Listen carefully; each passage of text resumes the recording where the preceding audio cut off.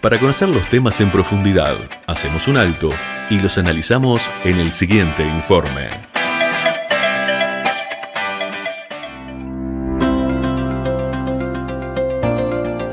Continuamos en punto de partida aquí por la 1210 AM Radio El Libertador, como todas las mañanas haciéndoles compañía. Hoy con una entrevista especial, esos bloques especiales que tenemos cada tanto con algún investigador o con algún experto. Bueno, a veces son médicos, a veces son psicólogos. Y hoy no va a ser la excepción, vamos a tener una hermosa columna. Pero antes, las vías de comunicación: 091 99 12 10 más 598 si estás fuera del país. Nos podés escribir, como nos ha escrito gente, a través de Telegram o de WhatsApp, dejándonos sus consultas, o si quieren saber algo del tema o quieren comunicarse con alguna de las personas que vienen aquí, también lo pueden hacer por ahí, o si no, dejarnos sus comentarios en Facebook, Twitter, Instagram y YouTube, donde tenemos todos los contenidos en video para que ustedes lo puedan tener, repasar. Bueno, hoy vamos a hablar de dificultades de aprendizajes, vamos a hablar varias cositas, y para eso tengo a Cecilia Charquero, que está con nosotros. Ella es maestra y licenciada en psicología, psicopedagogía, diplomada en psicopedagogía infanto-juvenil y diplomada internacional de trastorno del lenguaje oral. ¿Es así, Cecilia? Sí, es así, un recorrido. En líneas generales podemos decir, ¿no? Sí, una formación, sí, en líneas generales sí, pero bueno, hago más hincapié en mi trayectoria laboral quizá que la formación que he tenido, que es una, digamos, de mis maestrías, las trayectorias laborales. ¿Cómo, antes de comenzar, el vínculo que tiene ella con nosotros aquí en 33 es que vos también, tus padres eran de 33, ¿no? Mi papá era de 33, exactamente, la familia Charquero, mi abuela inauguró la primera escuela en Isla Patrulla, y mi abuelo es el primer comisario, y de hecho la canción de Rubén Lena de Los Olimareños habla sobre mi abuelo. Y estaré el 14 de agosto presentando mi libro allá en 33. Qué bueno, la verdad que cómo se dan las cosas, ¿no? Yo la encontré medio como por casualidad, por otro invitado que estuvo acá, y después conversando nos dimos cuenta de que había mucho más vínculo, ¿no? Con 33 y con la radio, ¿no? Exacto, sí, realmente para mí el 14 de agosto es un regalo que me hago. Voy junto con Pablo Echeverry, que es un trovador uruguayo que va a cantar canciones de Rubén Lena, que junto con la presentación de mi libro. Ya, qué interesante, ¿eh? Sí. Lo vamos a hacernos el acuerdo, porque vamos a hablarlo en el programa en ese mismo día para que la gente también te pueda acompañar. Exactamente, sí. Bueno, contanos un poquito en qué área estás trabajando ahora. En este momento me encuentro trabajando en CODICEN, en la unidad de diseño y desarrollo curricular, en políticas educativas. Pero bueno, mi trayectoria también ha sido por la Dirección General de Educación Secundaria en el Departamento Integral del Estudiante, como psicopedagoga, referente de psicopedagógica. Estuve en la zona oeste de Montevideo y también fui una referente nacional. Trabajé también como referente de una política socioeducativa en el MIDES, que en Jóvenes en Red. Y bueno, como psicopedagoga he tenido unas trayectorias bastante diferentes a lo común, ¿no? La psicopedagogía tiene mucho enfoque clínico, mucho enfoque institucional, y bueno, mi recorrido ha sido como un enfoque mucho más comunitario, digamos, y más socioeducativo. También has viajado por todo el interior capacitando gente, ¿no? Sí, estoy como docente en la facultad en CEDIAP, coordiné junto con Claudia Hoffman una diplomatura en psicopedagogía comunitaria donde participaron muchos estudiantes, pero además por mi trabajo en CODICEN también he trabajado en muchas formaciones en lo que ha sido el país, más que nada en el norte del país, Cerro Largo, 33, Rivera, Tacuarembó, y otros que me han convocado, como por ejemplo en el departamento también de Durazno, y bueno, sin duda Canelones y Montevideo. ¿Y específicamente qué es lo que hacían en esas charlas? En esas charlas, en realidad, bueno, mi mayor fuerte es la temática sobre educación inclusiva, y bueno, y en realidad son charlas que se han dado a los distintos subsistemas de lo que es la NEP, enfocado a los equipos de liderazgo pedagógico, que son los directores, con todas sus figuras de acompañamiento, y a los docentes. Bien. ¿Cómo es el enfoque que vos le das? Bueno, escribiste un libro también, vamos a decirlo, escribiste un libro que sale ahora el 8, si no me equivoco. El 8 de agosto la primera presentación en mi ciudad natal, en Las Piedras, en Mario Pareja, y después el 14 de agosto en 33, y estamos planificando una ida para Colonia también. ¿Esto es, abordás lo que es la inclusión efectiva en las aulas? Sí, es una de las temáticas que tiene el libro, que es educación inclusiva. Es el último capítulo y es el capítulo que más hojas tiene, porque bueno, el libro en realidad está compuesto por varias temáticas, pero en primer lugar por los cimientos en que se basan las temáticas. Voy a hablar en base a 3 lenguajes: el lenguaje normativo, el lenguaje técnico y, bueno, sin duda que dentro del lenguaje técnico, estrategias pedagógico-didácticas para los docentes, que es lo que más se necesita hoy en día, y sobre el vínculo educativo. Hay una parte que cada libro, sí, cada capítulo tiene, que tiene que ver con el vínculo educativo. ¿Esto es lo que vos has trabajado, lo que has visto y has trabajado en este tiempo? Exactamente, por eso digo que mi trayectoria laboral es la que me ha llevado a escribir este libro, más allá de que he tenido otros estímulos. Me ha llevado, bueno, a estas necesidades, la necesidad de atender situaciones que son emergentes, y que a veces lo que hacen es generar una barrera a la hora de poder aprender. Estos fueguitos que se van encendiendo día a día en los centros educativos, como son situaciones de conflictos, de violencias, de acoso entre pares, lo que es la inclusión, lo que es la participación, lo que es la autoridad en los centros educativos. De eso trata el libro. ¿Cómo nace la idea?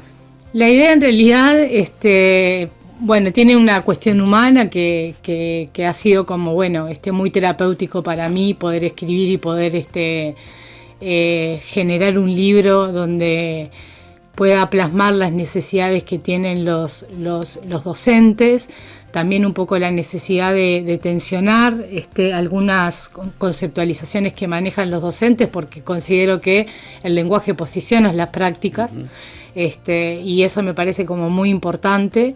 Y el otro estímulo fueron mis hijos. Mirá. ¿No? Porque bueno, tienen una mamá que trabaja muchas horas en el día, y es una manera un libro de saber lo que hace su mamá y de tocarme en el día.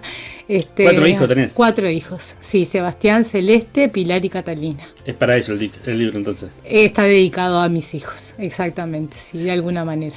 ¿Y cómo podemos enfocar este tema? Porque hoy hablamos fuera del micrófono, ¿no? Que cuando hablamos de inclusión hablamos de personas que a veces tienen hiperactividad, autismo. ¿Cómo integrarlo al aula normal? Porque a veces se dicen: yo no puedo controlar a este niño, yo no sé cómo controlar a este niño, no tenemos capacidad. Lo tocábamos hace un tiempo atrás, ya hace como 3 años, yo justamente el otro día hablé con él porque quería tener una charla contigo y con él, acerca de cómo tratar a estos niños e incluirlos, ¿no? Porque la cosa, como vos decís, es que sean parte también, ¿no? Exactamente. En realidad, bueno, nosotros tenemos la Ley de Educación 18.437, que de alguna forma legitima, o sea, lo que es el derecho a la educación para todos, todas y cada uno de los niños, niñas y adolescentes, y jóvenes y adultos, por supuesto. Para eso está también la Dirección General de Educación de Adultos y de Jóvenes y Adultos, y pero en realidad incluir no es generar un cupo dentro de una institución. Claro. Incluir son los modos en que nosotros en realidad atendemos, acompañamos a los estudiantes. Nosotros, yo veo que mucho de lo que he trabajado en educación inclusiva se hace foco en lo institucional, en el déficit, en la dificultad que tiene un estudiante, y yo hago mucho foco en el vínculo educativo, claro, ¿no? Porque también hay un docente que tiene toda la voluntad, pero lo que le está pasando es que tiene escasa formación, claro, nuestra formación como docentes. Y que a veces no es falta de capacidad. Exactamente, ni falta de voluntad tampoco. A veces los docentes generan una muy buena planificación, ¿no? Pensando también, ¿no?, en la singularidad de los estudiantes, pero no siempre que nosotros tenemos la voluntad de enseñar tenemos un otro que pueda aprender, por distintas causas. A veces no tiene que ver con los diagnósticos. Si pensáramos solamente que la inclusión debe ser para aquellos niños que presentan un diagnóstico, realmente sería un error y un horror muy grande pensar la educación de esa forma, porque en realidad todos debemos ser incluidos en el centro educativo. De hecho, en mi libro, una de las cosas que más hago foco, que la unidad de intervención siempre es el centro educativo. Y en eso, cuando hablo de eso, estoy hablando de que también los docentes necesitan ser acompañados, necesitan tener espacios de formación, necesitan tener más tiempo para pensar sus prácticas, pero también necesitan saber de que hay niños, muchos, y hay adolescentes, muchos, que presentan barreras en el aprendizaje.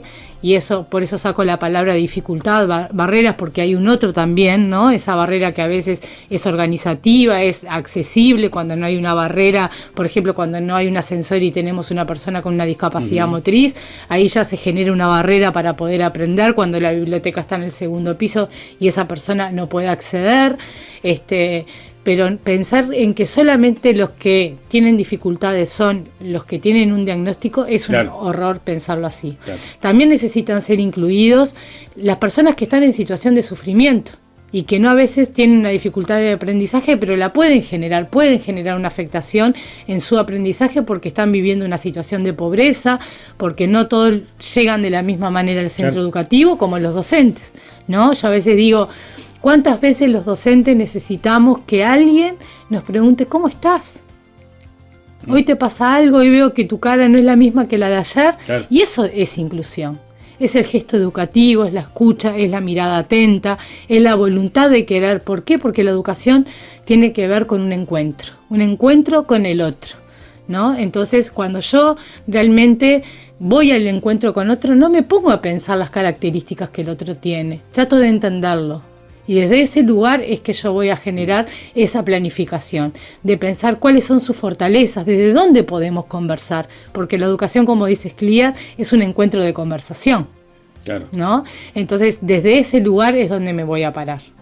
¿Y cómo vos ves, digamos, los centros que han recorrido ustedes? ¿Cómo ven eso? ¿Se le acerca mucha gente preguntando sobre el tema? O sea, ¿ves una problemática? La educación inclusiva es un desafío permanente y no sé si llamarlo un problema, pero es un desafío permanente y seguirá siendo un desafío permanente la inclusión, porque es lo que hoy decía. Nosotros podemos tener como docentes, y sé que lo tienen, la mejor voluntad, pero en realidad todavía queda mucho recorrido por hacer, porque a veces también hay organismos que piensan que bueno, que la inclusión es colocar una rampa, pero a veces la rampa no es solamente para la inclusión, hay veces que la rampa puede ser para que los chiquilines puedan ir en bicicleta, ir en patineta, o sea, ¿por qué? Porque es ver al sujeto, es construir subjetividad. Entonces, es un desafío permanente porque también, o sea, cada vez las adolescencias, el lugar donde habitan las adolescencias, donde están habitando las infancias, son en los centros educativos, y ellos ahí hacen síntoma de lo que les pasa, y que cuando hacen síntoma lo que buscan es atención, lo que buscan es contención, como decía hoy, una escucha atenta, pero desde el aprendizaje, porque nunca podemos olvidar que el centro educativo, su propósito es la educación. Claro, y en temas como son de las dificultades de aprendizaje, ¿cómo lo abordás a ese tema? En realidad yo no hablo de dificultades de aprendizaje, hablo más que nada de afectaciones en el aprendizaje. Bien. Y hablo más que nada de barreras en el aprendizaje y la participación. ¿Por qué? Porque cuando hay una barrera, en realidad estoy involucrando a un otro, claro, ¿no? Si yo sé que, por ejemplo, tengo un estudiante que tiene déficit a la hora del lenguaje escrito, porque bueno, llegó al liceo, llegó a la UTU con dificultades o afectaciones a la hora en el lenguaje escrito, en lectura y escritura, pero sé que tiene una fortaleza desde la oralidad. Bueno, yo lo voy a evaluar y voy a pensar en su fortaleza, que es la oralidad, y no estoy pensando en la dificultad, estoy pensando en las fortalezas que ese estudiante tiene. Si yo en realidad pienso desde la dificultad, también en realidad genero un estigma. Y también le genera un techo a ese estudiante. Bueno, yo te decía fuera del micrófono que hace poco me encontré con una persona que tiene déficit atencional y TDA y TDAH, y ella lo descubrió muy tarde. Y haciendo referencia de esa persona con otra persona que la conocía desde chica, me dice, ay, sí, por si tenía un problema. Ya no era que tenía un problema, tenía un déficit atencional que no había sido valorado, ¿no? ¿Cómo a veces pasa eso en el liceo? y lo hablamos me acuerdo con este psicólogo, cómo a veces no se puede captar cuando esa persona estamos capacitados los profesores están capacitados para detectar ese tipo de... Los profesores saben, yo creo, otro de los cimientos, maestros, ¿no? Otro de los cimientos de mi libro tiene que ver con que los docentes son profesionales de la educación. A veces lo único que hacen los diagnósticos es confirmar lo que los docentes ven y los que los docentes los devela y les preocupa. El tema está en generar orientaciones y estrategias para poder atender ese tipo de situaciones, porque hoy, en realidad, vuelvo a lo mismo, yo también genero una atención sobre algo que se habla mucho en educación inclusiva, que es la diversidad.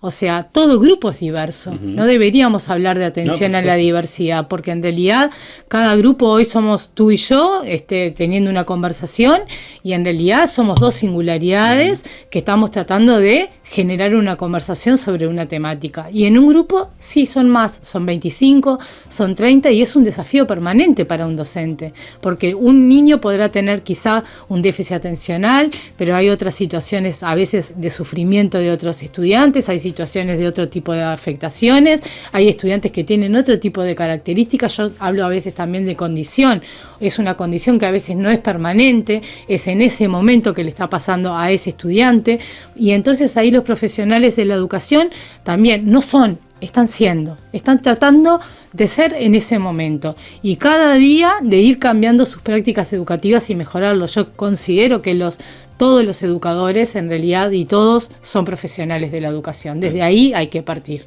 Y a nivel de lo que es, la capacitación de los profesores, ¿Se está trabajando en eso? ¿Cómo lo ves vos? En realidad, hoy sí, o sea, hay mayor foco en la formación sobre educación inclusiva, pero vuelvo a lo mismo.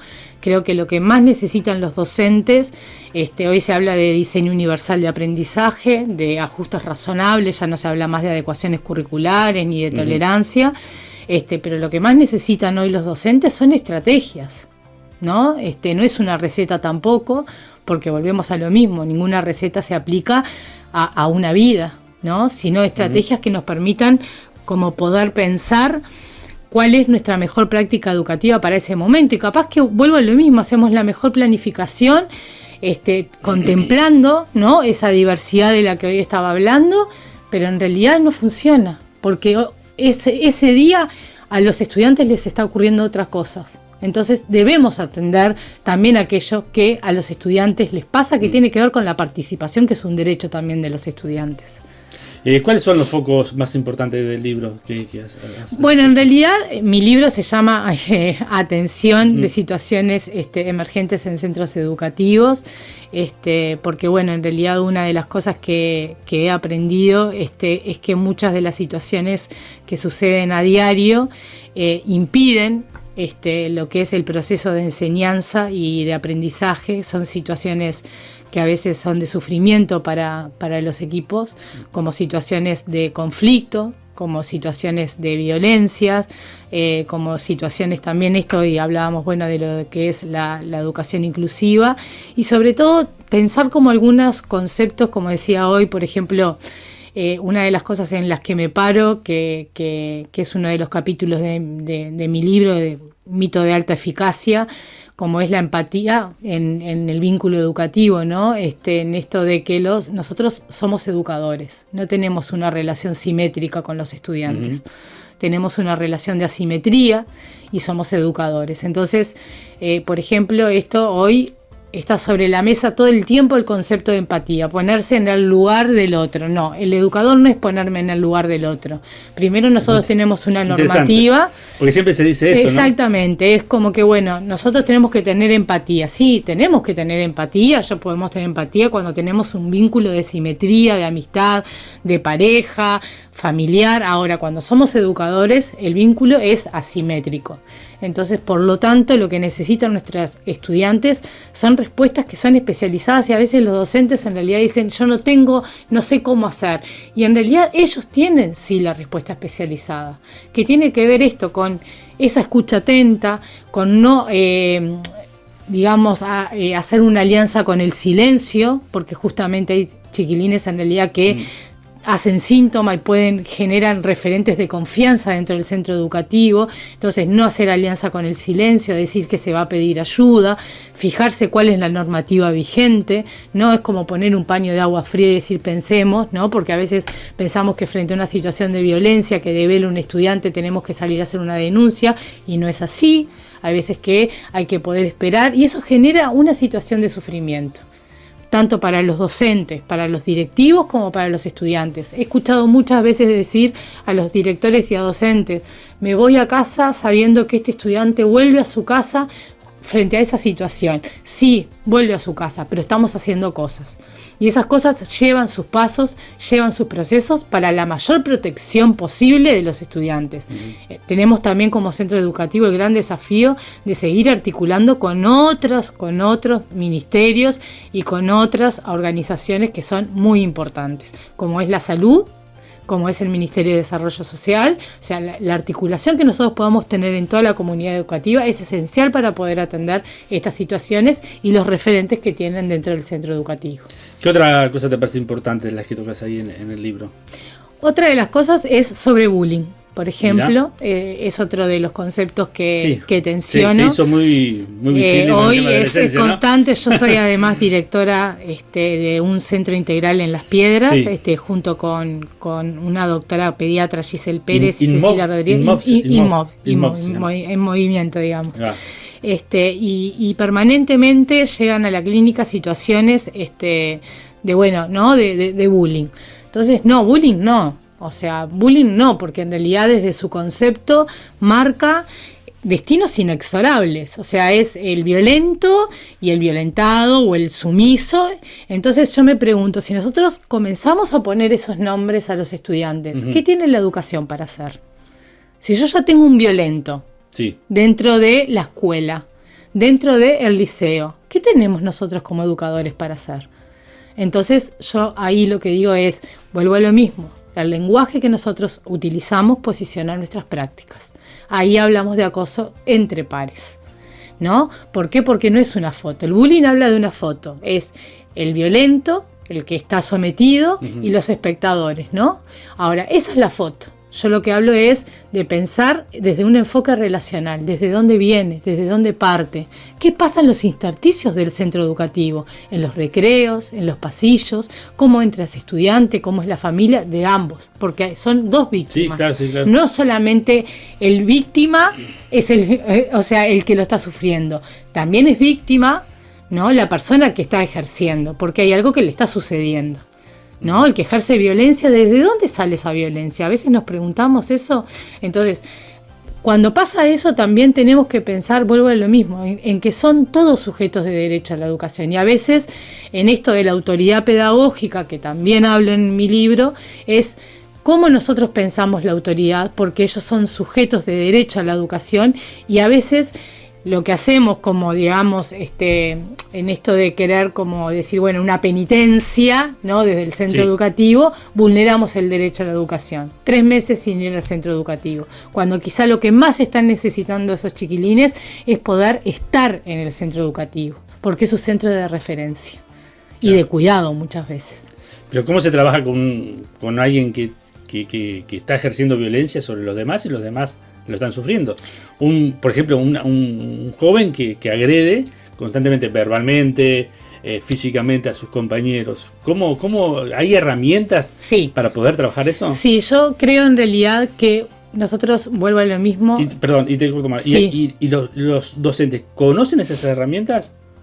Y bueno, a veces conocen, tienen el CAP, que es el Consejo Asesor Pedagógico en realidad, donde se toman decisiones, y también está la normativa frente a esas situaciones.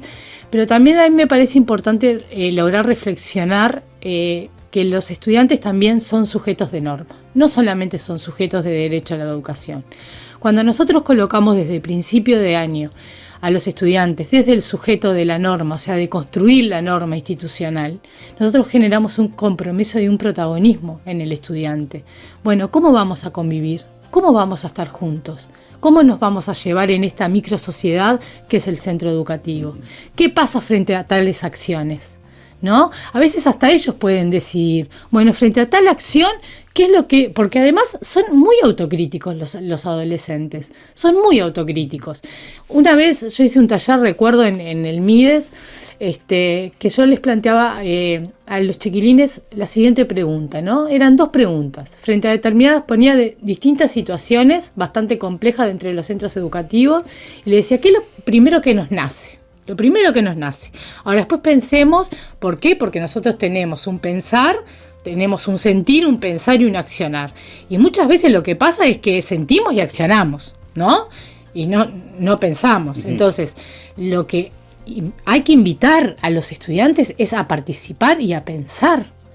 A decir, bueno, frente a estas situaciones, bueno, ahora ya sentí, pensé que capaz que lo mejor era reventarlo frente a este hecho, pero ahora sí pienso, ¿qué es lo que debería ser mejor? Podemos conversarlo, puedo buscar un referente adulto de confianza y hablarlo. ¿Por qué? Porque, bueno, en realidad las herramientas que tenemos siempre es la mediación y la negociación. Y para eso tienen que haber adultos referentes que estén siendo protagonistas de eso. Y la norma no puede ser solamente el castigo. Exactamente. Cuando ellos puedan crear normas, ¿no? Y normas también... vuelvo a lo mismo, de convivencia y de estar en el centro. ¿Cómo vamos a estar? ¿Cómo vamos a transitar el estar juntos? Y en eso es importante darle protagonismo a los estudiantes, porque muchas veces hablamos de participación democrática, de formar ciudadanía, de generar ciudadanía en los estudiantes, pero en los hechos reales se termina haciendo y se dispone lo que el adulto dice.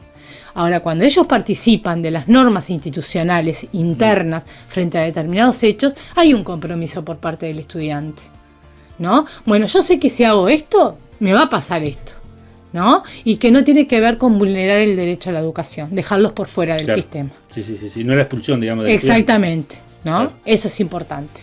Eso es por ejemplo, una de las estrategias. Hacerlos partícipes de, o por ejemplo, ha pasado también que muchas veces he ido a centros educativos y dicen, bueno, tenemos en realidad un estudiante con dificultades de conducta o con condición de TEA y vamos a hacer un taller para explicarle a los estudiantes de qué se trata la condición TEA para que puedan en realidad estar con...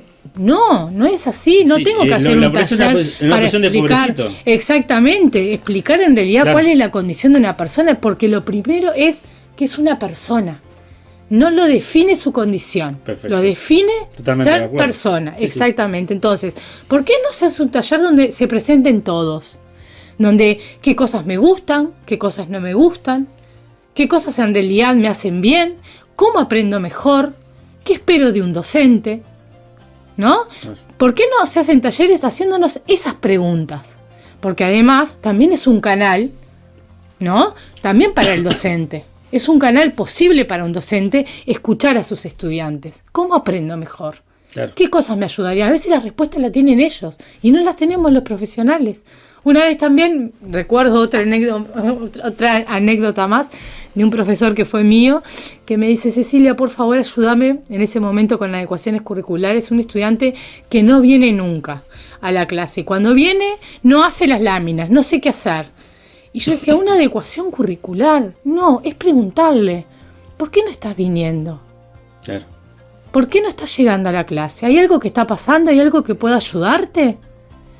Esa es la adecuación curricular. Es acercarme al otro, es hacerle ver al otro de que yo noto su falta. Y ahí en realidad le estoy dando una importancia al sujeto. Y estoy construyendo subjetividad y estoy construyendo presencia de ese ser en el centro educativo. Claro. A veces digo, es también participar con el estudiante. Me acuerdo de un caso de que tiene TEA y cuando terminaba su tarea, claro, se ponía, era brillante, claramente, terminaba su tarea y se ponía a hacer un disturbio en la clase porque se aburría. Pero la forma que encontraron fue de que él empezó a ayudar a sus compañeros porque terminó la tarea.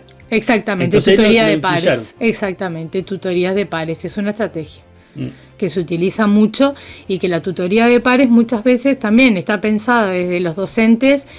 La tutoría de pares de decir, bueno, en realidad un compañero que sepa más sobre el tema. No, la tutoría de pares significa poder generar en ese par que se va a encontrar lo que yo puedo darte y lo que el otro me pueda dar. Es un ida y vuelta.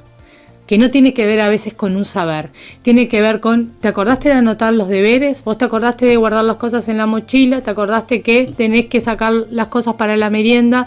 ¿Te acordaste que mañana tenemos que hacer los ejercicios de matemática? Entonces, en realidad, ahí lo que se pone en juego son competencias muy importantes que tienen que ver con la interpersonal. Claro. No sé si importa más la ecuación que vamos a resolver o importa más cómo hablemos. Porque eso sí queda. Claro. En esa tutoría de pares. Entonces, eso es una estrategia también que está desplegada en mi libro. Y a la hora de digamos, calificar a los estudiantes, ya sea en cuanto a sus notas, y eso, ¿también tendría que cambiar algo? Porque a veces la forma digamos, de calificar a los estudiantes no es la misma para uno o para el otro, me parece a mí. Bueno, hoy en realidad tenemos un marco curricular nacional que ya, cambió. Estamos frente a otros tipos de calificaciones y juicios más personalizados. La evaluación en realidad es formativa y por lo tanto la evaluación es permanente. O sea, lo que deberíamos desterrar es considerar que la evaluación de un estudiante solamente pasa por un parcial o por un escrito, ¿no? Entonces, hay cuestiones que sí debemos como considerar. Cuando yo veo a un estudiante que está implicado con el aprendizaje en un momento dado, ¿no? Que lo observo y veo en realidad cómo se esfuerza, cómo está trabajando, su motivación, es una forma de evaluar. Es una forma de evaluar, entonces la evaluación debe ser permanente y no debe estar marcada por hitos o por determinados formatos que ya sabemos quedaron atrás, digamos, y que todavía aún siguen siendo prácticas que siguen siendo utilizadas y que no está mal, porque vuelvo a lo mismo, o sea, no podemos pensar que siempre lo nuevo es lo mejor y desterrar todo el pasado, sino aprender de ello y qué nos queda, qué nos deja, cómo lo podemos mejorar y cómo lo podemos hacer. Claro. Sí, a veces tenemos fórmulas que en realidad hay que adaptar esas fórmulas. Exactamente, ¿no? Exactamente. Vuelvo a lo mismo, si yo tengo un estudiante que tiene su fortaleza en la oralidad, la mejor forma de evaluarlo va a ser desde la oralidad. Quizá también le ponga el escrito, porque es importante que ese estudiante escriba. Sin duda, no podemos encapsular, por ejemplo, si tuviera que hablar de estudiantes en este momento con diagnóstico de dislexia, diría, bueno, entonces como tiene un diagnóstico de dislexia, tolerancia a la ortografía y en realidad la escasa productividad que va a tener porque en realidad no desarrolla de forma escrita todo lo que tiene para decir, claro, ¿no? Bueno, pero ¿qué vamos a hacer? ¿No escribe más? No. Tiene que escribir, tenemos que enseñar la ortografía, no podemos generar tolerancia en la ortografía porque generamos vicios que después en realidad, o sea, son irrecuperables, ¿no? Y además debemos también proteger su trayectoria educativa para que ese estudiante en realidad siga, ¿no? Hacia adelante, pero por ejemplo, a la hora de evaluarlo, ¿desde dónde lo voy a evaluar? Desde su mayor potencial. Desde donde mejor pueda desenvolverse, que en ese caso sería, por ejemplo, desde la oralidad, presentando un PowerPoint, o sea, haciendo un rap. Hemos visto múltiples formas de evaluar durante estos años que han sido muy innovadoras y que han dado mucho resultado. Vuelvo a lo mismo, no quiere decir, y no voy a estar parada, si bien no hablo de dificultades de aprendizaje, en decir, bueno, si tengo un chico en realidad que le cuesta escribir, no le vamos a enseñar a escribir. No, es nuestro deber enseñarle a escribir. Claro, tiene que seguir aprendiendo. Es nuestro deber que los estudiantes escriban y que lean, que sean competentes, ¿no? Que tengan competencia sociolingüística, por supuesto. Bueno, ¿cuándo presentás el libro? Dijiste el 8 y el 21, el 8 de agosto. El 8 de agosto en Pareja en Las Piedras. Bien. Bueno, presenta la licenciada y magíster Ana Monza. Y el 14 de agosto, jueves 14 de agosto, en el Salón Azul en 33, presenta a Marcia Cuadrado, que es maestra, y voy junto al trovador Pablo Echeverry. Muy bien. ¿Qué tenés pensado para el futuro? ¿Seguir trabajando en estas áreas? No, para el futuro en realidad sí tengo pensado, dije que no, pero en realidad es un sí. Tengo planeado seguir trabajando en estas áreas, pero dentro de poco en realidad me voy a la Dirección General de Educación de Jóvenes y Adultos, al equipo central a trabajar, es un desafío nuevo, y yo soy muy de darle la bienvenida a los nuevos desafíos. Bueno, pero con educación inclusiva. Por supuesto. Te voy a invitar a tener alguna otra charla sobre estos temas. Encantada. Especialmente. Encantada. Tenemos a Fernando Brit, que yo te comenté que sí. trabaja con algunos trastornos, y estaría muy bueno poder cruzar ideas y también poder cruzar alguna charla. Alguna tertulia pedagógica, también, sería muy también. interesante. Podemos hacer alguna en 33, ya sí. que nos está escuchando, en 33, Vergara.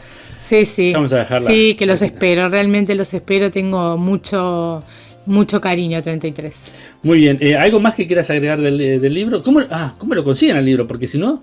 Bueno, en realidad lo voy a tener yo a la venta el 14 de agosto, el 8 de agosto también, y en realidad lo pueden conseguir en cualquier librería, o sea, lo solicitan y desde la editorial lo pueden mandar.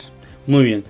Vamos a dejar también, cuando tengamos algún link, lo vamos a dejar en los comentarios del video para que la gente que lo vea después también pueda acceder. ¿Te parece bien? Me parece bárbaro. Sí, claro que sí. Bueno, gracias Cecilia por habernos acompañado. Un placer haberte conocido y bueno, esperemos que podamos seguir charlando sobre estos temas. Bueno, muchísimas gracias y gracias por la invitación.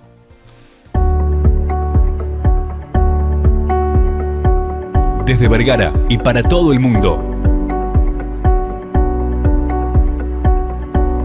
Una radio con propósito. Una radio con visión. Una radio para todos. El Libertador, 1210 AM.